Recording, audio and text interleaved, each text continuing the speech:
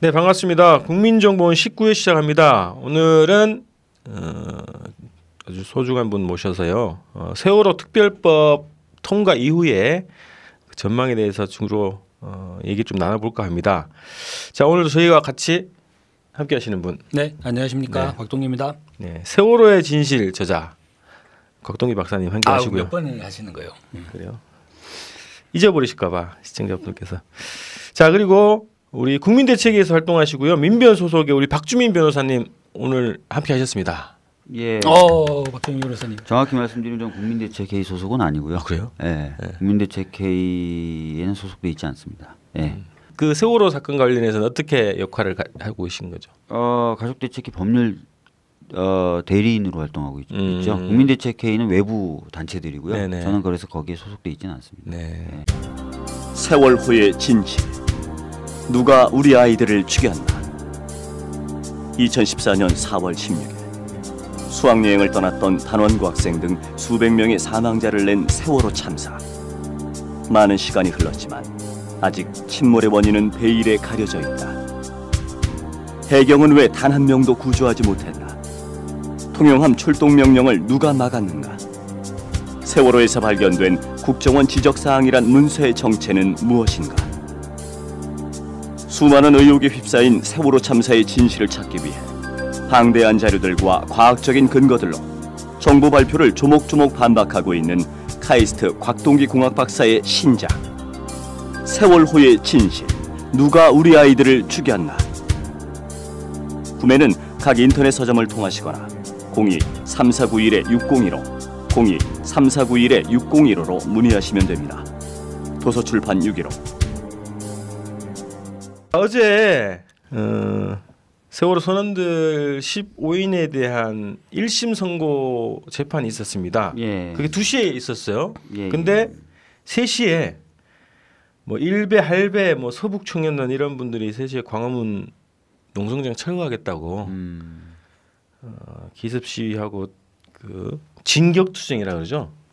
거리를 장악하고 진격투쟁까지 하는 그런 사건이 있었는데 오늘도 뭐 계속 한다고 이런 소식들이 있습니다. 그래서 이분들이 끝나고 이제 무슨 그 간식도 받아서 그 하얀 봉지 하나씩 받아서 들고 가시고 그 자리에 드시기도 하고 딱 그런 모습 딱 보니까 뒤에 또 작전 세력이 있다. 네. 재판 딱 종료하는 걸 딱 보고 이제 재판도 끝나고 특별법도 통과되는데 광화문 농성장 불법인데 빨리 철거해라 이런 요구를 하면서 집회와 시위를 한 거예요. 그래서 근데 저기 광화문 농성장이 불법은 아니잖아요.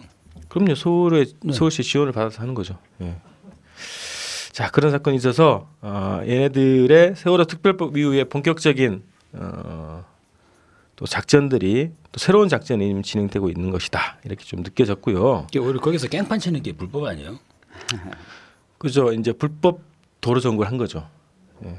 왜 그 수사를 안 하지? 처벌해야 될 건데. 뭐 처벌하겠죠. 할 거라 기대합니다. 정말요? 예.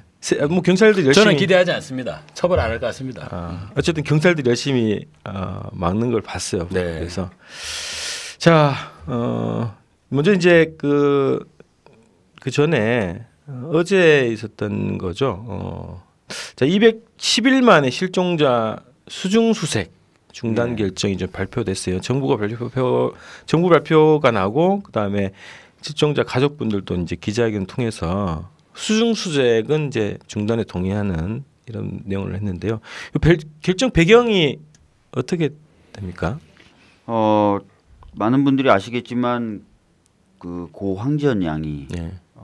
이제 발견된 무렵에부터 이제 좀 그런 얘기들이 좀 나왔었어요. 네. 그러니까 처음 시작은 이제 민간 잠수사들 88이라고 보통 부르는 그 민간 잠수업체 소속 잠수사분들이 이제 동절기에 접어들다 보니까 더 이상 수색하기 어렵다. 그리고 또 선체도 계속해서 무너져 내리고 있고 통로나 이런 것도 짐이라든지 이런 것들로 다 막혀서 인력으로는 더 이상 수색하기가 어렵다는 얘기를 많이 했었었고 급기야 이제 지난 주말에는 이 잠수업체가 철수하겠다라고 입장을 밝히겠다. 월요일 날 네네. 다음 주 월요일 날 공식적으로 철수하겠다는 입장을 밝히고 우린 철수하겠다라고 얘기했습니다. 물론 이제 순환구호법에 따르면 이제 종사명령을 정부가 내릴 수 있죠. 그 구조나 인양을 하기 위해서 민간 인력이나 민간 시설에게 동원되도록 명령을 내릴 수 있는데 그 명령을 거부할 수가 있습니다. 정당한 이유가 있으면. 네. 예. 근데 이제 안전이라든지 또 생명의 위협 이런 것들을 이유로 대고 있기 때문에 이제 정당한 이유가 있다고 보는 거죠. 그래서 이제 본인들은 철수하겠다라고 얘기를 한 상황이었습니다. 그런데 이제 보통 그렇게 이제 민간 잠수업체들이 이제 철수하겠다고 하면 정부가 적극적으로 나서서 대체 잠수 인력을 구한다든지 아니면 다른 어떤 방법을 통해서 이 잠수사들이 안전하게 수색을 할 수 있도록 방법을 강구해야 되는데 사실은 뭐 지난달 말부터 저희들이 평가하기에는 거의 그런 어떤 노력들을 하지 않았었어요. 동절기가 다가옴에도 불구하고. 그래서 오히려 가족분들이 뭐 잭업 바지선이나 이렇게 수소문 통해서 대체할 수 있는 어떤 방안들을 마련해서 막 그걸 막 서면으로 작성하고 그걸 해수부에 전달하고 여야에 전달하고 하는 자구 노력을 하신 거죠. 근데 다 이제 그런 것들이 받아들여지지 않으면서 어떻게 보면 이제 실종자 가족분들은 몰리시게 된 거죠. 여러 가지 몰리시게 된 거고 그런 배경이 좀 있는 것 같습니다. 예. 그 이해가 안 되는 게 겨울이라는 상황 이 조건이 이제 있단 말이에요. 철수 조건 중에 겨울이라고 하는데 그럼 겨울에 사고 나면 수색 구조가 어려운 건가? 그 생각이 들더라고요. 실제로 수온이 그렇게 떨어지는 정도가 물밖하고 물속이 이렇게 다르답니다. 그렇죠. 그래서 수온이 그렇게 막 급격하게 떨어지거나 그런 건 아닌데 주로 이제 조류가 더 세진대요. 겨울에 그런 부분이 좀 있다 그러고 네. 또 겨울이 되면 바람이 많이 불면서 풍랑이라 그러죠. 바지선이 이제 고정돼 있어야 되는데 파도나 이렇게 이런 것들이 좀 세지면서 조류하고 파도가 좀 세지면서 바지선이 좀 고정시키기 어려운 그런 상황이 된다 그러더라고요. 그래서 이제 잭업 바지를 얘기했던 거거든요. 잭업 바지는 이제 많은 분들이 이제 아시겠지만 물 위로 약간 띄웁니다. 그래서 조류나 파도에 영향을 덜 받게 만드는 건데 이게 그 시추선 모양의 이렇게 박는 방식으로 기둥을 4개 해가지고 이제 띄우는 방식인데 이게 좀 안 받아들여졌던 이유가 배가 위치가 고정돼 있지 않고 세월호가 계속 움직인답니다. 그래요? 조류와 이런 거에 영향으로. 그래서 한 뭐 잭업 바지 얘기가 나온 뒤로도 보면 한 4~5m 이상 움직였다. 뭐 이런 얘기가 나오더라고요. 그러니까 잭업 바지는 위치를 고정시켜야 되는 건데 그래서 잭업 바지가 좀 적합하지 않다. 뭐 이런 얘기들이 또 나오고 하더라고요. 근데 문제는 잭업 바지가 적합하지 않으면 정부가 다른 방안을 찾아야 되잖아요. 잭업 바지도 가족들이 찾아내는 방법인데 근데 그런 걸 안 찾고 맨날 가지고 와보라는 얘기만 한다는 거예요. 그러니까 처음에 이제 사고가 났을 때 그리고 나서 구조가 시작되고 수색이 시작됐을 때도 가족분들에게 전적으로 의지했거든요. 그러니까 정부가 뭔가 해결책을 갖고 오는 게 아니라 가족들한테 오히려 물어봐요. 뭐 어떻게 했으면 좋겠냐고. 굉장히 무능력한 건데. 그 초기랑 비슷한. 완전히 지금 계속 그런 모습이 계속 반복이 되고 있는 거예요. 그러니까 유실 방지 대책이나 이런 것도 다 거의 다 대부분 가족분들이 아이디어를 내신 거고, 지금도 마찬가지죠. 근데 그러다가 이제 자기네들은 더 이상 할 수 있는 게 없다, 뭐 할 게 없다, 뭐 이렇게 계속 밀어붙인 거죠. 몰아붙인 거죠, 가족분들. 하여튼 요 수색 요 방법이나 요 과정에 대해서는 또 전문가들 제가 또 물어봐야 되겠네요. 근데 특히나 불과 얼마 전에 그 황지연 양을 극적으로 거의 그렇게 이제 인양을 했지 않습니까? 그랬는데 이걸 중단을 한다고 하니까 사실 뭐 근 몇 달간 이제 실종자 인양이 없었다. 이제 중단한다 이러면 또 모르겠는데 이게 극적으로 황지연 양을 인양을 했는데 이제 중단한다고 하니까 국민들은 또 납득이 잘 안 가는 거죠 이제. 그래서 그게 좀 이상해요. 그 상식으로는 방금 말씀하신 대로 새로 발견이 됐었단 말이에요. 그리고 새로 발견된 부분이 어디냐면 이미 수색을 10여 차례 이상을 해서 더 이상 나올 것이 없다라고 했던 부분에서 나왔단 말이에요. 황지연 양이. 그러면 수색이 그동안 미진하게 됐었다는 걸 증명하는 거거든요. 근데 갑자기 확 밀어붙이는 거죠. 그래서 저는 전반적으로 정부가 이 세월호 참사에서 이제 탈출을 시도한다. 특별법 통과를 계기로 수색도 종료, 재판 결과 나오는 시기 대충 다 맞춰가지고 이제 세월호라는 건 이제 지난 일이다, 끝난 일이다라는 식으로 좀 하려고 하는 것 아닌가라는 느낌을 강하게 받는다는 거죠. 예. 예. 그래서 이게 지금 일정상 보면은 이제 세월호 특별법이 통과되고 그리고 재판 나오고 지금 일베들이 준동하고 또 수색 중단 결정하고 이게 결코 이제 떨어져 있는 흐름이 아니라고 하는 거예요. 그럼 이제 향후 수색 방향은 그러면 뭐 딱 보기에는 그냥 인양 방법밖에 없지 않나 이런 생각이 드는데 네. 가족들의 요구라든가 뭐 정부 측의 어떤 계획 이런 게 있을까요? 일단은 가족분들이 발표하신 입장문을 통해서도 이제 알 수 있는데 인양을 단순히 그냥 인양 그 자체만을 목적으로 하는 것이 아니라 수색을 위한 인양 쪽으로 고민을 해달라는 요청이 있습니다. 네. 그러니까 말씀하신 것처럼 그냥 인양만을 목적으로 하면 뭐 그냥 막 드러내면 되겠죠. 물론 그것도 쉬운 건 아니겠지만, 근데 유실되지 않게 그리고 인양 과정을 통해서든 좀 더 수색을 해볼 수 있는 방식으로 인양을 해줬으면 좋겠다. 그런 방식을 고민해달라는 게 가족분들이 현재 요청입니다. 아직은 뭐 구체적인 고민은 나가지 않았지만 다양한 어떤 고민들이 있을 수 있을 것 같아요. 전문가들과 상의를 하면서 그런 고민들을 좀 구체화시킬 필요가 있을 것 같습니다. 예. 그 고발뉴스의 이상호 기자는 이 배 자체를 이제 촬영할 수 있게 해보자. 그래서 그 상태를 좀 국민들이 볼 수 있게. 그래서 뭐 네티즌들이 막 응원을 해주시면 뭐 다이빙벨 요청을 다시 한번 해보겠다 이런 얘기를 또 하시더라고요. 그래서 진짜 이게 지금 한국에 있는 그 과학기술을 가지고 뭐 소나라든가 여러 가지 이제 수중 촬영 장비들이 굉장히 발달돼 있을 텐데 그거를 지금 본 적이 없거든 최근에는. 그래서 아까 말씀하셨던 뭐 배가 움직인다 이런 것도 처음 듣는 얘기고. 이게 정말 궁금한 상태에서 정부가 뭐 정부의 입을 바라볼 수밖에 없는 상황이기 때문에 심정적으로 도저히 지금 납득이 안 되는 그런 거죠. 맞습니다. 사실 가족분들도 정부 그리고 정부가 고용한 민간 잠수사들의 이야기만을 듣고서는 배의 정확한 상황이라든지 또는 수색의 어려움에 대한 이야기들을 다 그대로 믿을 수는 없다라는 좀 그런 불신이 있으시거든요. 당연하겠죠. 그래서 뭐 검증 잠수 같은 것들이 좀 필요하지 않나라는 의견들이 있으세요. 그리고 인양하기로 결정했다 하더라도 당장 인양하는 게 아니거든요. 인양 방법에 대해서 논의하고 결정하고 준비하는데 몇 개월이 소요가 됩니다. 지금 예상으로는 뭐 내년 3월쯤이나 돼야 인양이 구체적으로 실시될 것이다라고 보고 있는데 그러면 그동안 한 5개월 시간이 남은 거잖아요. 그럼 그 5개월 동안 이용하면은 선체의 상황이라든지 이런 것들을 검증해 볼 수 있다.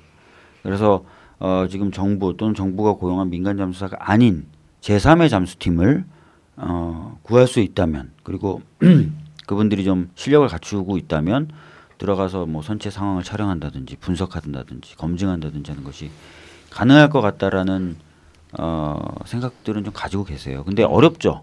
왜 어렵냐? 비용을 어떻게 감당할 것이며 그 다음에 그런 전문적인 능력을 갖고 있는 잠수사를 제대로 구할 수 있느냐 다 미지수거든요. 그래서 저는 정부가 인양할 마음이 별로 없는 것 같아요. 우리 예전에 보면 북한이 은하 3호 인공위성 발사했지 않습니까? 물론 로켓이라고 해야겠죠. 인공위성이라 그러면 또 이제 국가화법 위반이 될라 모르겠는데. 발사체. 그 발사체를 서해에 탄착을 했지 않습니까? 근데 그 1단계 발사체를 인양을 할 때 그거 얼마 걸리지도 않았어요. 우르르 가가지고 그게 수십 미터 속에서 대단하더라고요. 그래서 그거 이제 뭐 아주 악천후 속에서도 우리 대원들이 해냈다 이러면서 금방 딱 꺼내지 않습니까? 근데 이거 세월호 사건은 그냥 뭐 이건 이래서 어렵고 아직까지 해본 적도 없고 뭐 아니 자기들이 그 은하 3호 꺼낼 때는 최초라 우리가 꺼냈다 하면서 엄청나게 자랑을 하더니만 정부는 북한 관련한 거는 대응을 잘해요. 돈이 얼마 든지 신경을 안 쓰는 것 같아 이 사람들은. 근데 너무 이게 한마디로 딱 보면은 전체적인 그림을 보면 이제 꺼낼 마음이 없다 저게 핑계거리를 찾고 있는. 근데 만약에 이제 유족들이 어쨌든 뭐 비용 문제라든가 그런 전문가들을 구했다 하더라도 예. 거기에 들어가려면 정부의 허락이나 동의가 있어야 되지 않나요? 그 부분은 조금 더 구체적으로 살펴봐야 될 것 같아요. 그러니까 왜냐하면 해경이 지금 통제하고 있는 건 맞습니다. 그것은 이제 사실은 수색이라든지 구조라든지 뭐 이런 것들에 관련돼서 통제를 하는 거거든요. 근데 이제 그 유가족분들이 어떤 그런 상황에 대해서 확인해보고 싶은 차원에서 확인하겠다는 차원에서 들어가는 것까지 막을 권한이 있는지 그 부분을 좀 한번 봐야 될 것 같고요. 물론 안전을 이유로 해경이 제재할 수는 있을 것 같은데 뭐 지금 고용대에서 움직이고 있는 뭐 88의 민간 잠수사 보다 실력이 더 나은 잠수사들이라는 걸 입증한다면 사실 그것도 근거가 없는 거거든요. 그래서 뭐 충분한 준비만 된다면 해경이나 정부가 막을 수 있는 근거는 좀 없지 않을까. 예. 세월호 참사 핵심 책임자인 이준석 선장에게 징역 36년이 선고됐습니다. 살인 혐의가 인정되지 않으면서 검찰이 구형했던 사형보다는 처벌 수위가 낮아졌습니다. 자, 그다음에 이제 세월호 선원들에 대한 재판이 어제 있었습니다. 네. 어제 뭐 오후에 있었는데 예상 밖의 결과가 나왔다 이런 것들이 대체적인 반응이거든요. 네. 그래서 이준석 선장에 대해서는 이제 살인 미수 이건 무죄가 나왔어요. 맞습니다. 그래서 36년이 나왔고 5년들이 많고 네. 예. 그다음에 36년, 30년, 15년, 10년 뭐 이렇게 쭉 나왔는데요. 이게 재판 그 선고 결과에 대해서 결과를 어떻게 일단 총평을 좀 해 주시겠어요? 일단은 그 사고 당시에 저희들이 알고 있는 상황이죠. 네. 저희들이 알고 있는 상황. 물론 이제 피고인들인 선원과 선장들이 주장하는 상황과 좀 다르지만 저희들이 알고 있는 상황은 이렇잖아요. 1시간 거의 40분 가깝게 배가 떠 있었고 네. 기울어져 있긴 하지만 그 상태에서 선장과 선원들은 승객들 보고는 가만히 있으라고 방송을 하고 특별하게 퇴선 명령이라든지 다른 어떤 조치에 대해서는 지시하지 않은 상태에서 본인들만 빠져나왔다는 거죠. 본인들만 빠져나왔다. 이 상태를 두고 평가를 이제 하는 건데 재판부는 이 상태를 두고 이 선장과 선원들이 승객들이 죽어도 어쩔 수 없다. 죽어도 좋다. 또는 뭐 죽더라도 난 상관없다. 이런 생각을 안 했을 거라는 것이고, 그죠? 저희 국민들이 봤을 때는 저를 포함해서 아마 많은 분들이 그렇겠지만 저거는 저렇게 하려면 승객들은 죽어도 좋다거나 죽어도 상관없다거나 라는 인식을 가졌기에 저렇게 했을 것이다라고 생각한다는 거죠. 네. 이런 차이가 있는 거죠. 근데 이제 제 개인적으로 봤을 때 재판부가 이제 승객들이 죽어도 좋다 또는 뭐 죽어도 상관없다라고 생각을 안 했을 거라고 보는 부분이 너무나 납득이 안 된다는 거죠. 예. 너무나 납득이 안 된다는 거죠. 그렇죠. 예. 너무나 납득이 안 되죠. 그게 만약에 1분 40초였다면 그러니까요. 또 모르겠어요 이게. 배가 생존 예. 본능 때문에. 그러니까 경황이 당황해서 네. 우왕좌왕하다가 1분 40초면은 미처 승객 대피 생각을 못했다는 게 말이 되겠는데 이게 1시간 40분이면요. 12시에 점심 먹으러 가면 점심 먹고 나서 중간에 또 차 한잔하고 사람들이랑 뭐 건물 앞에서 담배 한 대 피고 다시 들어와 가지고 업무 준비해 가지고 뭐 과장님 미팅하고 그러고 난 시간이잖아요. 네. 그 시간 또 1시간 40분 동안 그러면 그 선원들이 바빴냐? 그럼 그게 아니잖아요. 그냥 모여서 조타실에 가만히 있었다고 하지 않습니까? 그리고 맥주도 마시고. 심지어 맥주도 마시고. 그렇죠. 그렇죠. 네. 그 시간 동안 승객 생각을 경황이 없어서 안 했다고 하는 게 그래서 저는 법정에서 한번 1시간 40분 동안 가만히 한번 있어 봤으면 좋겠어요. 불가능하죠. 1시간 40분 동안 아주 좁은 공간에 하는 일 없이 가만히 한번 있어 보라고 그러죠. 얼마나 괴로운지. 네. 예. 근데 그 재판부의 그런 판단이니까 저는 납득이 안 되는 거죠. 그리고 탈출을 지시하거나 승객들이 알릴 수 있는 방법이 얼마나 많았나. 방송이 있었죠. 배를 울리는 방법도 있었죠. 기적을 울리는 방법도 있었죠. 굉장히 많았다는 거예요. 그리고 그 당시에 선실을 왔다 갔다 하는 선원들도 있었단 말이에요. 그 소리를 치거나 그 선원들을 무전기를 갖고 있는 선원들, 그 네. 무전기를 통해서 그 선원들이 말로 하게 하거나 그렇죠. 방법은 굉장히 많았던 거고 어렵지도 않다는 거예요. 그런데 이제 그거를 1시간 40분 동안 안 했었는데 그게 그럼 승객들이 죽어도 좋다거나 또는 죽어도 어쩔 수 없다라는 인식을 하지 않은 것이다. 이상한 거죠. 그러니까 상식에 맞지 않는다는 생각이 든다는 거고, 두 번째는 사회적 의미도 고려해야 돼요. 재판부는 이렇게 대형 참사가 났는데 그리고 또 정말 이해할 수 없는 그런 모습들을 보였는데 살인죄에 대한 죄목, 저는 사형을 선고해달라는 얘기는 아니거든요. 살인죄란 죄목을 인정하지 않는 게 사회적으로 어떤 메시지를 갖고 있는지를 한번 봐야 돼요. 이 얘기는 무슨 얘기냐면 앞으로도 이런 대형 참사가 났을 때 그리고 1시간 40분 동안 만약에 건물이 그냥 무너지는 것도 아니고 천천히 근데도 선원과 선장은 승객들의 생명을 구해야 될 의무가 있는 사람들이거든요. 근데 안 구해도 자기 목숨을 뭐 구하기 위해서라는 핑계만 대면 앞으로는 살인죄나 이런 것들이 적용될 여지는 없다는 거죠. 예. 그러니까 그런 어떤 의미라면은 앞으로 누가 조금만 위험해도 누가 자신의 의무를 다하겠어요. 그러니까 그런 사회적 의미도 고려하지 않은 판결이다라고 생각됩니다. 그 저는 그 이해가 안 되는 게 재판부가 이렇게 얘기했어요. 이 선장이 해경 경비정에 도착할 무렵 2등 항해사에게 승객들을 퇴선시키라는 지시를 했다. 이걸 인정했어요. 그 증언을 인정한 거죠. 증언 인정. 증거는 없어도. 네. 그 이게 또 보니까 그 신정훈 있잖아요. 견습 1등 항해사가 법정에서 그리고 국감장에서 선장이 그 지시를 했다라고 주장을 강하게 했던 사람이거든요. 그 증언들이 있었고. 근데 이게 못 들었다고 하는 사람, 이런 사람들이 더 많은 걸로 알고 있는데 어떻게 이 소수의 주장이 이 판결에 적용될 수 있는지 그 이해가 안 되고. 그러니까요. 예. 또 재판 과정도 굉장히 또 민주적으로 했다고 이례적으로 했다고 또 기사가 많이 됐단 말이죠. 판사가. 그래서 예전에 이석기 의원 재판하는 그런 느낌이에요. 막 얘기 다 들어주고 막. 재판 과정이 민주적이면 좀 불안해져요. 그러니까 그게 또 있더라고. 그래서 이거 방금 이석기 의원 말씀하셨는데 이석기 의원 어떻게 됐습니까? 지금 강연 한번 해가지고 지금 징역 9년이잖아요. 징역 9년 지금. 예. 그러니까 저는 좀 재밌는 게 방금 말씀하셨던 것처럼 퇴선 명령을 들었다는 사람은 1명 정도고 나머지는 다 못 들었다고 얘기하는데 1명 들었다는 사람의 진술을 따라간다는 거예요. 재판부가. 그렇죠. 이거는 증거를 판단하고 또 그 증거의 가치나 이런 것들 무게를 잴 때 좀 치우친 게 아닌가라는 생각이 들고 그렇기 때문에 그런 생각 가지면 안 되는데 저는 이런 의심이 든다는 거예요. 이제 곧 해경에 대한 재판이라는 게 시작되는데 좀 균형을 맞추려고 하는 거 아니냐. 선장도 살인죄가 인정이 안 되는데 이제 해경이나 이쪽들도 가볍게 형이 나와도 되는 거잖아요. 어떻게 보면. 그렇게 균형 맞추기에 벌써 들어간 거 아니냐라는 생각이 든다는 거죠. 이미 기소도 꼬리 자르기 기소를 했지만 재판부도 이제 전반적인 사건 전체를 보면서 좀 균형 맞추기에 들어간 거 아니냐라는 생각이 좀 든다는 거죠.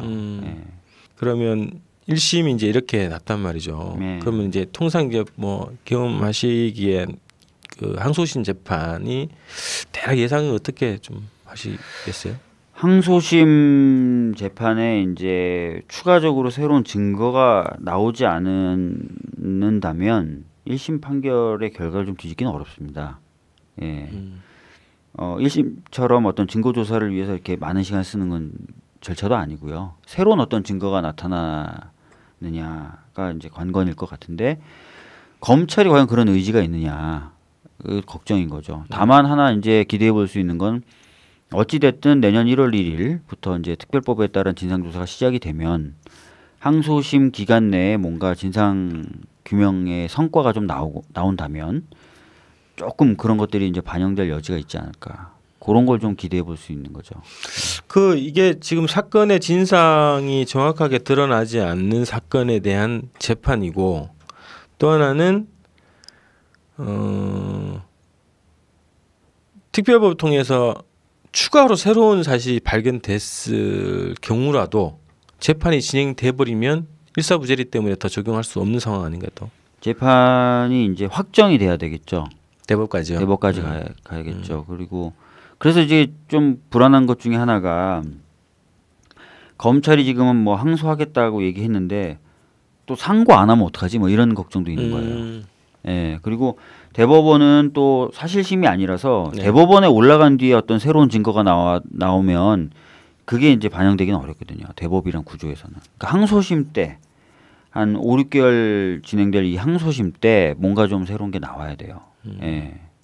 재판 그 증거 자료로 지난 그 검찰이 중간 조사 결과라고 이제 발표를 했잖아요. 네. 그래서 이제 거기에서 저희가 이제 한번 다뤘었는데 시뮬레이션 그 보고서 이제 2종이 올라갔단 말이죠. 그래서 그 2종에 대해서 저희가 검증을 좀 해보려고 검찰청에 요청을 드렸더니 한 열흘 뒤에 이제 답변이 이제 왔는데 재판에 영향을 줄 수 있는 좀 민감한 자료이기 때문에 줄 수 없다 이렇게 나왔어요. 근데 제출을 받으셨죠 보고서는? 예, 그 수사 기록이나 수사 자료 같은 거를 저희가 받아볼 수 있습니다. 피해자들은 일부. 그래서 그런 방식을 통해서 검증 보고서 입수를 했죠. 네. 예. 그래서 저희는 그거에 확인이 되면 저희가 받은 좀 분석을 해가지고 여기 전문가도 계시니까 좀 검증을 좀 해보려고 그랬거든요. 그래서 시뮬레이션 보고서라고 해서 그걸 인용한 그 검찰의 중간 수사 발표 내용을 보면 굉장히 허점들이 있고, 예. 그 보도 자료 내에서도 굉장히 이제 핵심적인 의혹들이 있어서 뭐 대각도 변심, 외도를 얘기하는 건지 뭐 이런 예. 의혹들이 있단 말이죠. 그 몇 가지만 확인하면 이 시뮬레이션의 어떤 조건에 맞춘 세팅된 결과를 얻으려고 만든 것인가 이런 것이 좀 규명이 될 것 같아서 제가 그걸 입수하려고 했었거든요. 예. 그래서 그거를 저희가 이제 향후에 좀 받아볼 수 있으면 저희 나름 좀 분석을 좀 해보고 또 전문가분들한테 또 의뢰를 하실 거죠. 지금 그 몇몇 교수님들에게 이걸 좀 검증을 해주실 수 있는지에 대해서 좀 확인을 해보고 있습니다. 네. 예. 그러면 그 이제 시뮬레이션 결과를 해보면 어떻게 될까요? 만약에 검증을 해본다 그러면 결과치가 해본다면요. 네. 저는 뭐 검찰이 바라보는 상황으로 이렇게 될 것 같고 실제 세월호가 침몰하는 과정과 안 맞는 소지가 있는 것 같아요. 그러니까 이제 입력값이 네, 왜냐하면 시뮬레이션 자체가 이제 복잡한 현실을 단순화한 과정이거든요. 이걸 어떻게 단순화하느냐는 건 이제 전형적으로 시뮬레이션을 이제 작성하는 사람의 일종의 직관 내지는 가설에 의한 건데 그 사람이 나는 이런 가설을 세웠다라고 주장하면 그렇게 가는 거거든요, 그냥. 예. 그래서 시뮬레이션은 당연히 그 결정적 증거가 제시되고 그 증거를 보완하는 위치에 있는 것이지. 참고 자료로 했죠, 제가. 그렇죠. 시뮬레이션 자체가 어떤 하나의 이제 근거는 판단의 근거는 될 수 없는 것이죠. 왜냐하면은 유사하게 제가 또 다른 시뮬레이터를 개발해 가지고 그것이 이를테면 이제 절대 침몰하지 않는다는 시뮬레이션을 또 만들어낼 수 있는 거거든요, 사실. 조건을 저는 나름대로 조건을 더 넣을 수 있기 때문에 이를테면은 당시의 조류 유속의 효과 그리고 이제 세월호가 그때 어떠한 화물 상태가 어떠했는가 승객 상태가 어떠했는가 가정을 하는 건데 저는 나름대로 가정을 또 할 수 있는 거죠. 그래서 어떠한 조건에서도 세월호는 이제 반드시 그 상황에서 침몰했을 것이다. 라고 이제 우리가 시뮬레이션 결과를 통해서 그렇게 받아들일 건 아니라고 보여. 그건 하나의 어찌 보면 이제 그 자문단의 주장이죠. 예. 그게 오히려 더 가깝다고 봅니다. 그러니까 법적으로도 이게 증거 자료로 제출된 건 아니죠. 일종의 참고 자료죠. 네, 참고 자료죠. 예. 증거가 될 수는 없죠. 그게. 예. 여론전에서 국민들에게는 이게 하나의 증거처럼 인식이 되실 것 같아요. 그렇죠. 예. 무슨 전문가들의 그렇죠. 자문을 받은 건데 그런 느낌을 주죠. 국회 본회의장을 가득 채운 세월호 희생자 유가족 100여 명이 숨죽이며 본회의를 지켜봅니다. 재석 251명에 찬성 212명, 반대 12명, 기권 27명으로 세월호 특별법이 통과되자 이를 지켜보던 유가족들은 끝내 눈물을 보였습니다. 자, 그다음에 이제 오늘 좀 주로 얘기를 해볼 건 이제 세월호 특별법에 대해서 저희가 지난주에 한번 분석을 했는데요. 저희가 뭐 나름 분석을 해가지고 몇 가지 뭐 재밌는 꼼수들 이런 것 좀 발견하긴 했는데 또 직접 이것을 추진해 오셨고 쭉 지켜 보셨기 때문에 더 세부적인 얘기를 좀 들을 수 있을 것 같아서요. 추가 분석을 해보겠습니다. 그래서 유가족 분들이 주로 또 보시는 세월호 특별법에 대해서 좀 들어봤으면 좋겠는데요. 우선 이게 일단 1월 1일 날 이게 시행이 된다고 하는 거잖아요. 네. 그럼 이제 그것이 지금 세월호 3법 중에 제일 이제 늦게 되는 거거든요. 나머지는 뭐 19일 날 국무회의 통과하고 바로 뭐 시행된다고 하는데 이 세월호 특별법 같은 경우는 1월 1일 날 시행된다고 하는데 이게 그 특별조사위원회가 그때부터 이제 구성이 된다는 건가요? 아니면은 그 전에? 아닙니다. 부칙에 보면은 몇 가지 조항이 있는데요. 그 중에 하나가 이제 1월 1일부터 법이 시행된다, 즉 법의 효력이 발생한다는 내용이고요. 네. 다른 부칙 조항에 보면은 1월 1일 될 때까지 법 시행에 필요한 준비를 할 수 있도록 되어 있습니다. 그 내용에는 이제 위원회 구성, 뭐 직원의 채용, 뭐 이런 것들이 다 들어가 있어요. 그래서 이 전에, 즉 1월 1일 전에 위원회 구성은 다 맞출 수가 있죠. 예, 그럼 지금부터 이제 그 작업이 들어가야 되는 상황이네요. 네, 지금 사실은 뭐 가족분들 같은 경우에는 여러 경로로 인재라고 불릴 수 있는 분들 리스트를 받고 있습니다. 네. 예. 한 50일밖에 남지 않은 그런 예, 상황이네요. 맞습니다. 예. 그 사이에 이제 조사위원회를 구성을 하고 바로 스탠바이 준비를 마쳐야 된다. 그렇죠. 그래야 이제 사실은 1월 1일부터 법이 시행되면서 바로 진상규명에 들어갈 수 있으니까요. 예. 물론 뭐 꼭 1월 1일부터 들어가지 않아도 된다 뭐라고 볼 수도 있는데 지금 항소심 재판도 그렇죠. 하기 때문에 빨리 서둘러야겠네요. 그 유족분들이 이제 어쨌든 뭐 여기 입장을 발표하셨는데 특별법 통과 이후에 이 특별법에 대한 지금 나와 있는 특별법에 대한 그 성과를 생각하시는 게 어떤 부분인지. 글쎄요, 워낙 미흡한 게 많다고도 생각을 하고 계세요. 물론 뭐 초기에 이제 새누리당 쪽에서 얘기했던 여러 가지 안에 비해서는 굉장히 많이 이제 진전된 게 사실인데 가족분들이 애초에 생각하셨던 내용에 비하면 모든 게 다 미흡하죠. 그래서 성과라고 이제 자랑스럽게 얘기하시긴 어려울 것 같은데 뭐 진상규명 작업을 위한 어떤 기초 정도는 마련했다. 그 정도로 평가를 하면 될 것 같습니다. 예. 자, 그 다음에 이제 한계, 독소 조항, 경계에 대한 내용 이런 것들이 곳곳에 지금 숨어 있는 것 같아요. 그래서 그거를 생각하시는 걸 좀 정리를 해주시죠.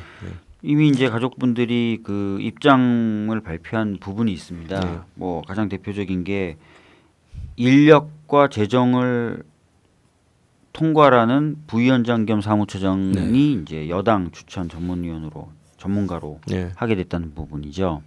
과거에 이제 있었던 조사위원회 뭐 애들의 예를 보면 그 인력이나 재정을 담당하는 사무처장이 막강한 파워를 가지고 있었다 그러더라고요. 근데 이제 그거를 이제 여당이 자기네들이 꼭 해야 되겠다고 고집을 피웠고 결국 그게 관철이 됐습니다. 그래서 진상규명에 대해서 간접적으로 계속 태클을 걸 수 있지 않을까 이런 걱정이 좀 들고요. 특히 이제 6급 이하 직원에 대한 어떤 제청 권한을 사무처장이 갖게 돼 있습니다. 근데 이제 6급 이하라면 이제 조사관들 이런 사람들입니다. 어떤 사람들 제청할지가 참 걱정되는 거죠. 그런 부분이 좀 걸리고요. 위원회 구성의 시한이 또 마련돼 있지 않은 점도 걱정이 됩니다. 위원회 구성의 시한이 마련돼 있지 않다 보면 여당이라든지 대법원 같은 경우는 굉장히 늦게 위원을 추천할 수가 있어요. 언제까지 추천해 이런 게 없다는 거예요? 그래서 가족분들은 법 시행 전에 위원회 구성을 맞춰야 된다라는 조항을 부칙에 넣고 싶었었어요. 시한을. 근데 결국은 새누리당이 거부했죠. 그렇게 되면서 법은 1월 1일부터 효력을 발휘해도 위원회 구성은 5월, 6월에 돼도 상관없도록 구조가 돼 있어요. 물론 이제 1년이라는 활동 기간이 위원회 구성을 마친 시점부터 기산이 되기 때문에 기간을 까먹는 건 아니지만 6월, 7월에 이제 구성이 되면 이제 항소심 재판도 넘어가는 거고요. 또 많은 분들이 이제는 아시겠지만 대한변협 집행부가 1월 12일부로 바뀝니다. 그래서 다른 성격의 대한변협이 출범을 하면서 그분들이 이제 위원 2명을 추천하게 되는 결과도 나올 수 있어요. 어쨌든 지금 대한변협 분들은 세월호 이 진상규명 활동의 역할을 하고 계신 역할을 분들이잖아요. 하고 있는 분들인데 새로 바뀐 집행부는 성향이 다를 수도 있고 생각이 다를 수도 있는 거죠. 그거는 뭐 알 수 없는 거니까. 약간 그런 부분도 이제 불안 요소로 남아 있는 거죠. 시한의 요소구나 이게. 예. 저희가 그래서 시한 넣어달라고 계속 얘기했는데 안 됐어요.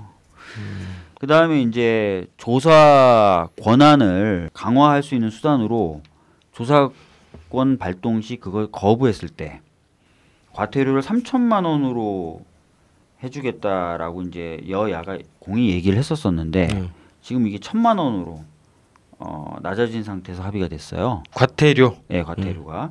과태료가 3천만 원이라고 했을 때도 사실은 거부하려고 맘만 먹으면 거부할 수 있잖아요. 그렇죠. 뭐 어떤 사람이 나가서 증언하는 게 이제 불이익하다고 생각된다면 십시일반이라도 해줬겠죠. 근데 이게 1,000만 원으로 낮아지면서 이제 굉장히 많이 약화된 거다라는 말씀 좀 드릴 수 있을 것 같고요. 그 다음에 이제 제출을 거부하는 어떤 자료에 대해서 과거에 이제 진화입법, 진실과 화해를 위한 과거사정리 기본법 같은 경우에는 열람이라도 할 수 있게 해줬었어요. 내가 이걸 비밀이다 이런 이유로 제출을 못하겠다. 그럼 보기만이라도 할게. 그 기관에 가서 보겠다. 그럼 볼 수는 있었어요. 그러면 대충 어떤 내용이 있다는 건 알 수 있잖아요. 그 자료 자체는 입수하지 못한다 하더라도 그런 어떤 조사 권한 강화 방안을 반영해 달라고 저희들이 요구했지만 그런 것도 반영이 안 돼 있습니다. 네. 그러니까 그냥 거부하면 끝인 형태로 지금 거부하면 1,000만 원 내고 끝. 네, 그렇죠. 그러니까 이게 계속 요구를 할 수 없는 건가요? 그러니까 2번 이상 출석 요구를 했는데 응하지 않았어요. 응하지 않으면 1,000만 원에 하면 되는 거고 1,000만 원 내버리고 안 응하면 되는 거예요. 그럼 끝인 거고 또 정당한 이유라는 것을 대면은 1,000만 원도 부과 못 하는 거죠. 그것도 이제 소송이 또 걸리겠네요. 예, 그렇죠. 근데 이 정당한 이유의 폭도 굉장히 넓어요. 업무상 비밀이다, 공무상 비밀이다, 군사상 비밀이다 이렇게 되면 이제 다 정당한 이유에 해당되도록 지금 규정이 돼 있습니다. 그런 경우들이 허다할 것 같은데 그럼 건건이 위원회나 어떤 유족들이 고발을 과태료이기 때문에 고발은 안 되고요. 안 되고. 예. 이 형사처벌이 아니거든요. 과태료 부과처분을 위원회에서 하면은 일종의 행정 행위를 한 거기 때문에 거기다 행정소송으로 다투겠죠. 이 친구들은 그걸 당하는 친구들은. 그러니까 지금 과거에 있었던 여러 조사위원회는 해당 정권의 의지를 갖고 만든 위원회들이었어요. 예를 들어 김대중 정부나 노무현 정부가 이거 진짜 밝혀보겠다. 과거사나 군 의문사나 이런 거 밝혀보겠다. 의지를 갖고 만들었어요. 그런데도 잘 안 됐단 말이에요. 각 해당 기관들이 여러 가지 이유를 대고 제출을 안 했었단 말이에요. 그렇죠. 정부가 대통령이 막 압력을 넣었는데도. 근데 지금 이 위원회는 과거 위원회와 달리 이 정부가 원해서 만들어진 위원회가 아니거든요. 그러면 어떻게 되겠냐. 여러 가지 이유를 대고 거부를 할 테고 그 거부에 오히려 힘을 실어주겠죠. 정부가. 그렇기 때문에 되도록이면 거부할 수 있는 사유도 좀 줄이고 거부했을 때 부과할 수 있는 과태료나 이런 것도 높여놨어야 되는데 과거의 다른 위원회 법만도 못하다는 거예요. 이게. 그러니까 이제 벌써부터 많은 장애가 예상이 되죠. 이런 것들이 좀 저희들이 봤을 때 문제점들이다라고 좀 보고 있는. 사실상 제대로 조사도 못 해본 채 그대로 공회전 해버릴 수도 있겠네요. 그렇겠죠. 사실 제가 봤을 때 이제 전망 같기도 한데 그런 가능성이 많아요. 그럴 가능성이 많고 그래서 이제 뭐 나중에 물어보시겠지만 좀 자연스럽게 좀 말씀드리면 그래서 이제 외부에서의 활동이 굉장히 중요하다는 거죠. 이 특별법에 따른 위원회가 제대로 활동하는지 감시하는 것하고 독자적인 진상규명 활동도 해야 되고요. 그다음에 진상규명에서 성과가 좀 나오면 그 성과를 알리는 작업도 해야 됩니다. 그러니까 언론이 특별법에 따른 진상 규명 활동에 힘을 실어주지 않을 거거든요. 그러니까 그런 것들을 알리는 작업들도 해야 되고 그래서 외부의 이런 어떤 역할들과 활동이 굉장히 중요할 거다라고 보고 있습니다. 예. 그다음에요.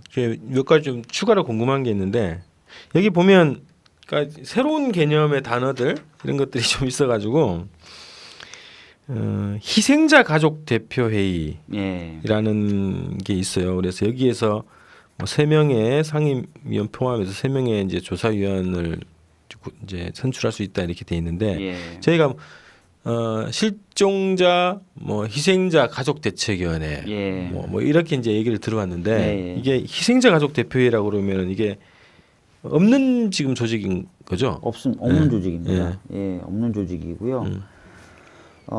희생자는 이제 세월호에 탑승해서 사망한 분들, 그다음에 실종된 분들의 가족에게 한 표씩을 주는 거예요.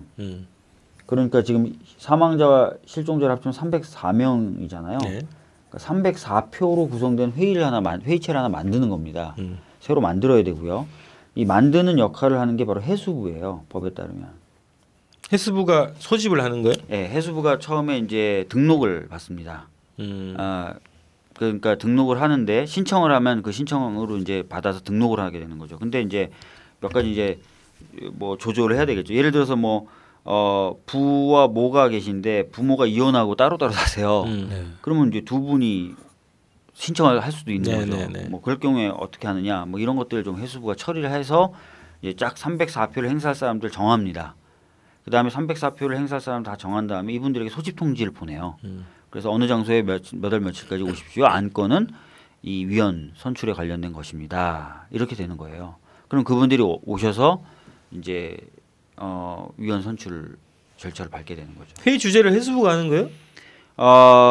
해수부가 소집까지 하게 되는 거고요. 그 이후에는 아마 이렇게 될 것 같아요. 그 모인 분들이 이제 아마 의장을 뽑겠죠.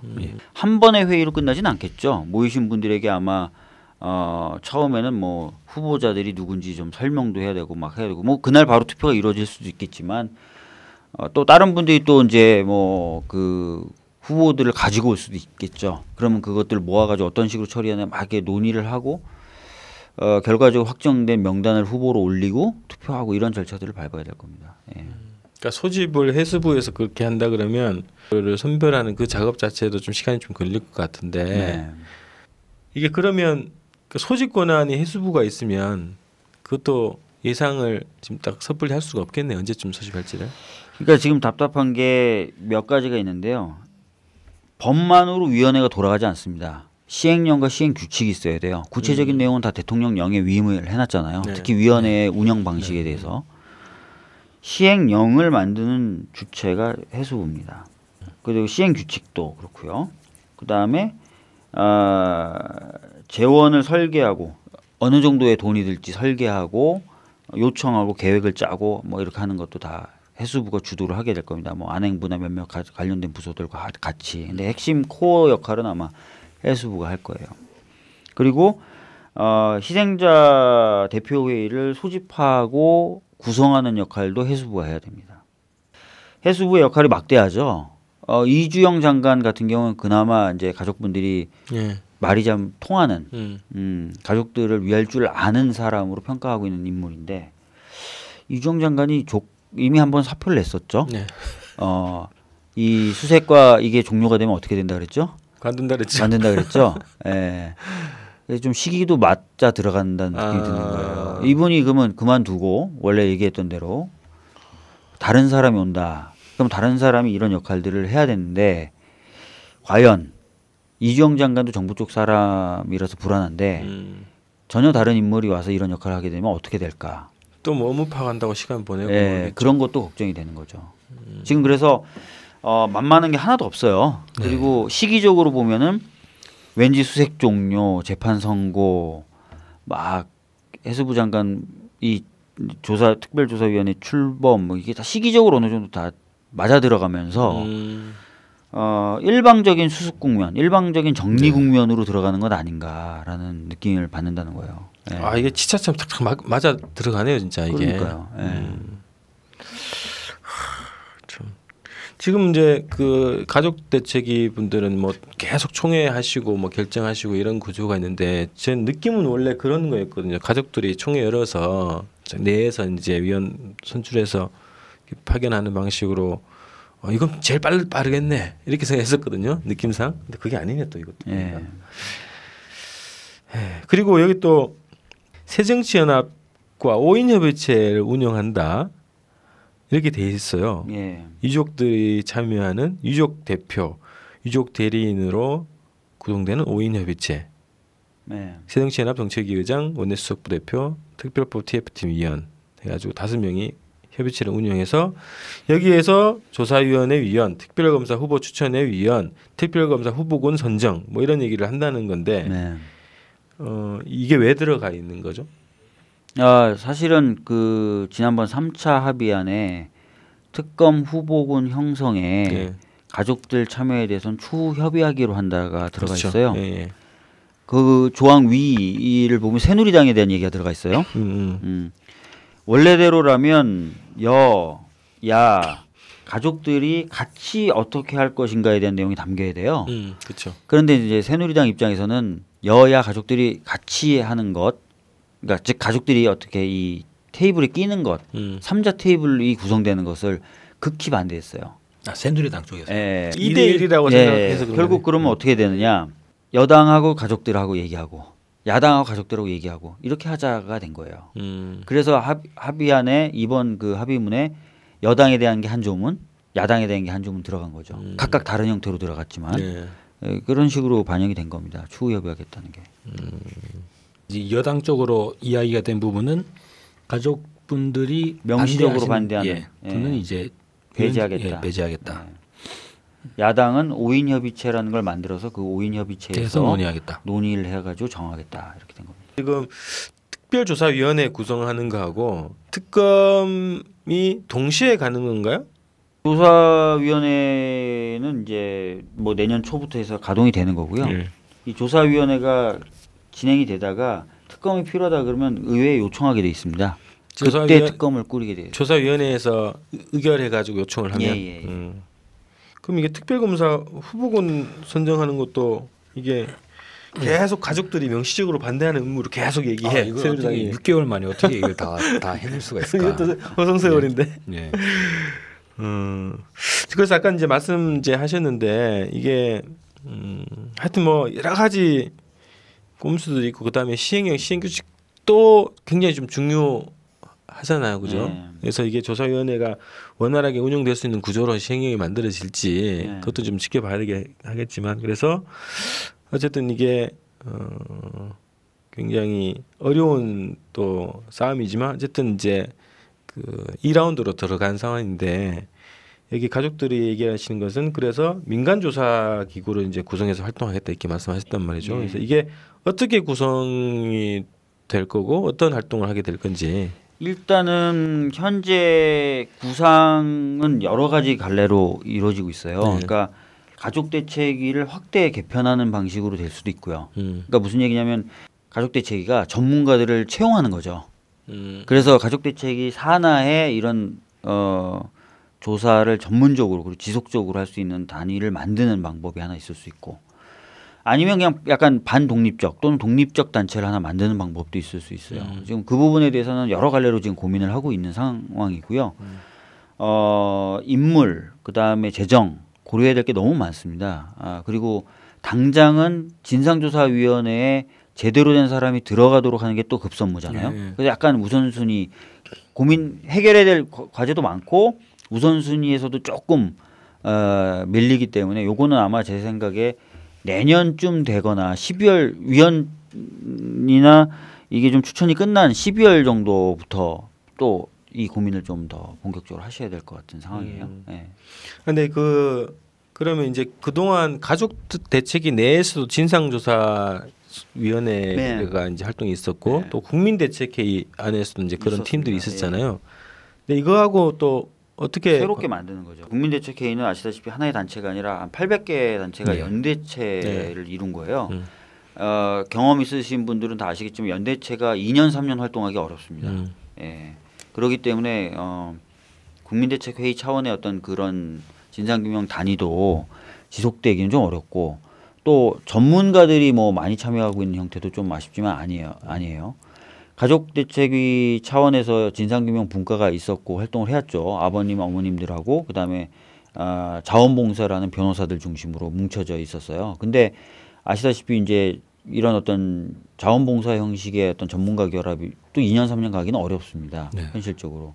그렇다면 방법은 뭔가 좀 전문가들 채용이나 고용하는 방식으로 가야 된다는 거죠. 2년 3년을 해야 되고 또 이 일만 해야죠. 사실 제대로 하려면 뭐 저도 지금 몇 개월 동안 거의 세월호 일만 했지만 다른 분들도 도와주시는 분들도 많았지만 이 일만 하시진 않았어요. 왔다 갔다 하시면서 이제 자원봉사니까 이제 여력이 될 때 하시는 방식이었거든요. 그러다 보니까 이제 많은 성과를 내긴 냈지만 한계가 있었다는 거예요. 그래서 그런 방금 말씀드렸던 것처럼 좀 고용을 해서 딱 이 일에만 집중할 수 있는 그런 구조를 좀 만들어야 되겠다는 고민이 있으신 거죠.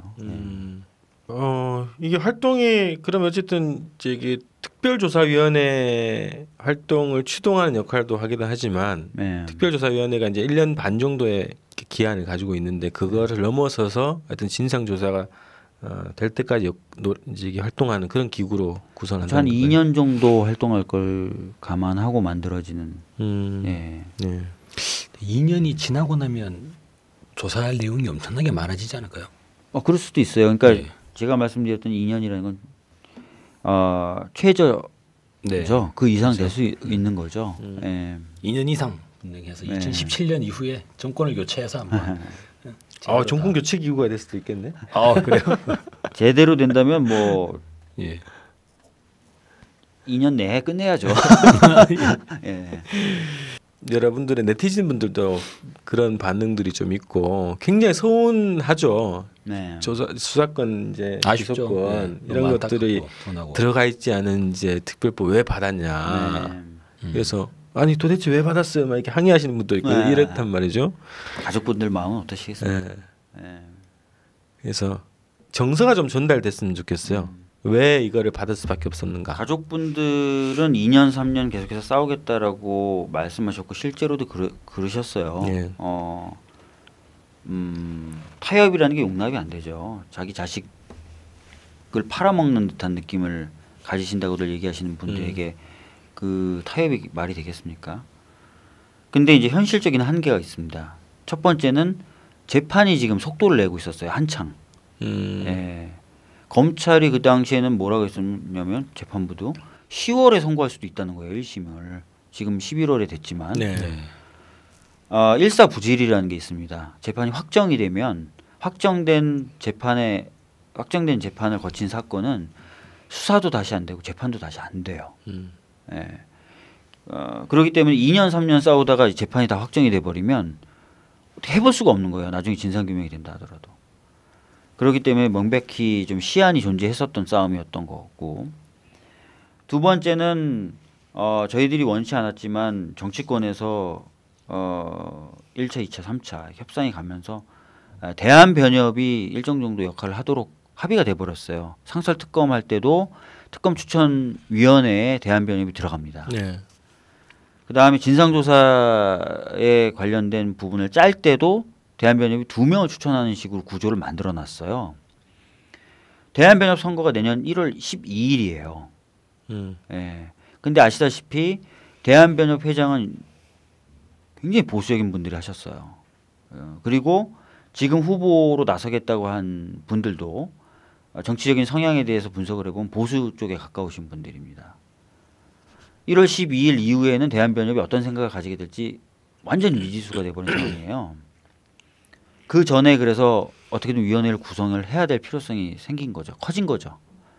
그래서 이런 객관적인 상황들, 그리고 하나 더 있습니다. 가족분들이 국회의원이 아니시거든요. 의회에서 뭔가 협상이 이루어지고 법안이 만들어져야 되는데 의회 내에 파트너라고 할 수 있는 야당, 특히 이제 새정치민주연합이 더 이상 못 하겠대요. 더 이상 못 싸우겠답니다. 그 의사를 명백하게 더 이상 할 게 없고 할 수 있는 거 다 했고 뭐 죽여주십시오 뭐 이런 분위기였어요. 세 가지가 맞물려 들어가는 거죠. 대한변협의 어떤 성격 변화, 재판의 종결 가능성, 의회 내에서의 파트너의 나 뭐 더 이상 못 하겠다. 의지 박약. 그래서 어쩔 수 없이 눈물을 머금고 이것을 수용하신 거지. 흔쾌히 뭐 더 이상 못하겠다. 우리가 힘들어서 못하겠다가 아니었다는 거죠. 그러니까 그런 부분에 있어서는 가족분들이 지금도 굉장히 많이 가슴 아파하시고 분노하고 계세요. 근데 이후에 이제 해야 될 일이 많다. 또 할 거다. 이렇게 생각들 하고 계십니다. 차후에 가족분들의 활동은 물론 이제 특별조사위원회에도 상당히 관여하시겠지만 예. 민간 진영의 조사와 예. 그리고 이제 대국민 활동들이 더 중심이 될 수밖에 없겠네요. 그렇죠. 예. 그러니까 진상규명만 하시려고 하시는 건 아니에요. 예. 지금 생각하고 계신 것들 중에는 안전사회도 있으세요. 예. 그래서 안전사회에 관련된 것도 역할을 하시려고 생각해서 지금 가족대책이 산하의 안전 관련된 분과를 하나 만들어야 되는 거 아니냐는 논의도 하고 계시고, 그 다음에 이제 뭐 지금 국민간담회를 계속 하시면서 세월호 참사의 의미에 대해서 여러 많은 사람들과 공유를 하고 있는데 그것도 좀 더 좀 정비를 해서 좀 잘해 보시고 싶은 마음이 있으세요. 그래서 그런 역할도 좀 고민하고 계시고요. 예. 저희도 어떻게 이 안전사회 관련해서 국민안전기획부 이런 거 한번 해볼까요? 오 좋네. 좋죠. 예. 네. 어때요? 자 안전하려면 지금 빨리 정보를 국민안전기획부에 확대 개편. 예. 아니 지금 뭐 뉴스타파 같은 데는 원전에 대해서 지속적으로 다루더라고요. 아, 네. 워낙 그쪽이 파보니까 예. 불안한 게 너무 많다는 거예요. 그럼 이제 서해운동에 대한 뭐 계획은 계속 가는 건가요, 아니면? 서명운동이 이제 특별법 제정을 위한 서명운동이 아니라 내용적으로 좀 바뀌어야 되겠죠. 예. 그 부분을 지금 고민하고 계십니다. 안 그래도 어제 저하고 이제 대협력 분과 부위원장님하고 계속 한참 동안 통화를 했고, 그래서 이제 다른 내용으로 그렇지만 국민들과 함께 할 수 있는 내용으로 서명운동을 좀 바꾸려고 생각하고 있습니다. 네. 자, 그래서 이제 지금 그 일배 할배들이 오늘도 좀 오신다고 하는데 네. 계속 그런 여론전을 할 것 같거든요. 이제 뭐 다 끝났다라고 자꾸 예. 얘기하겠죠. 예. 그래서 투쟁 거점도 이제 없애려고 여론을 모아가려고 하고, 그것도 서울시를 또 압박하는 방식으로도 갈 것 같은데, 하여튼 거점을 잘 지켜야 되죠. 잘 지키고 또 여론전을 잘 해야 되는데, 우리 특별법 이후에 이제 국민들이 구체적으로 뭐 계획은 더 이제 세워야 되겠지만, 지금 특별법 이후에 우리 어떻게 싸워야 될 것인가에 대해서 좀 얘기를 해주시죠. 아까 말씀드렸던 것처럼 특별법이 굉장히 미흡합니다. 그래서 오히려 국민분들과 가족분들이 하셔야 될 일, 감시라든지 독자적인 진상규명이라든지 굉장히 많습니다. 그리고 해야 될 일이 많다는 거죠. 그리고 안전 쪽이나 이런 부분도 지금 많은 사람들이 관심을 안 갖고 있지만요. 특별법 보면요. 안전사회라든지 이런 것들을 가족분들이 강하게 요구해서 소위원회까지 만들어지는 걸로 반영은 됐어요. 근데 구체적으로 안전소위가 하는 일이 뭐고 어떻게 한다는 내용이 없어요. 특별법에. 그러네. 그렇네요.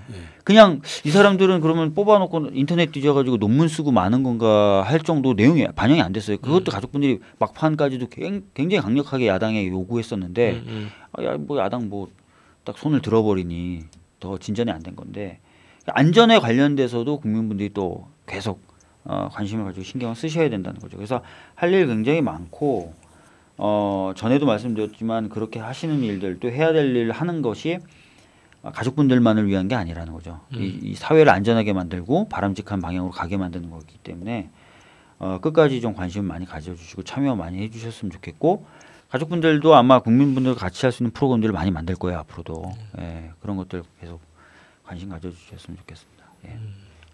그러니까 거점이 청와대에는 공식적으로 정리를 하신 거고, 청와대 앞에 농성장은 국회는 이게 정리한 겁니다. 예. 저희들이 왜 반발하지 않았냐면 정리하려고 마음을 먹고 있었고 정리한다고 여야에 이미 의사는 전달했었어요. 예. 근데 이제 그걸 못 기다린 거죠, 국회 사무처에서. 마지막에 저희가 그래서 정의아 의장에게 고맙다고 하려고 그러다가 나는 면을 세우려고 애들이 그랬네. 그러니까요. 그래서 광화문 농성장에 지금 가족분들과 우리 시민들이 지금 농성을 계속하고 계신데, 거기를 하여튼 거점으로 지금 계속 그 싸움을 벌여나가신다, 이런 거죠. 예, 일종의 그런 거고, 꼭 광화문이라는 어떤 정적인 어떤 그런 거점 말고도 하루에 지금 한 6, 7차례씩 국민간담회가 열리고 있어요. 전혀 줄고 있지가 않습니다. 전국으로 다 가시거든요. 그래서 국민들이 이동하는 어떤 그런 그래서 국민들과 만나는 그런 것도 있고요. 조금 더 정비를 해서 저희들이 이제 내년 정도에는 가족분들은 찾아올 수도 있게 안산에 그런 어떤 프로그램도 많이 만들겠다라고 생각하고 계세요. 네, 하여튼 그리고요 또 활동 지금 중에 광화문 농성장에서 광화문 TV라는 예. 생방송이 진행되고 있어요. 저희 주권 방송과 이제 같이 진행을 하고 있는데 오후 4시부터 밤 9시까지 매일 진행이 됩니다. 그래서 이게 다양한 그 행사들이 좀 진행이 되고 있으니까요. 광화문 TV 저희 주권 방송 홈페이지로 들어오셔도 볼 수 있고요. 아프리카 TV에서 광화문 TV라고 검색을 하시면 매일 이제 광화문 현장의 생방송을 좀 보실 수 있습니다. 그래서 여기에도 또 많은 관심을 좀 부탁드리겠고요. 자, 국민정보원 19회를 좀 마무리할까 합니다. 특별법 이후에 할 일이 더 많아졌고 더 지혜롭게 또 더 강고하게 더 치열하게 싸움을 벌여 나가야 될 때다. 이렇게 좀 정리를 좀 해보겠습니다. 자, 오늘 우리 박주민 변호사님 종횡무진 하시더라고요. 네, 그런가요? 김부선 씨 재판도 같이 하시고 큰 도움이 못 돼드리고 있어요. 예. 좀 죄송하고요, 김부선님에게. 또 보니까 또 이 민변 변호사분들에 대한 검찰의 또 공격이 또 거세게 지금 진행되고 있는데. 대한변협과 민변의 선긋기죠. 제가 봤을 때는 대한변협에 민변을 징계하게끔 요구해가지고 그런 것들 잠깐 보여요. 예. 좀 나름 분위기가 많이 대한변협과 민변이 좋았었거든요. 그러게요. 아마 일종의 선긋기가 아닐까. 그래서 하여튼 그 박주민 변호사님 비롯해서 우리 민변 변호사님들 또 열심히 또 활약을 해주시기 바라고요. 저희는 또 다음 회에 또 뵙겠습니다. 고맙습니다. 예.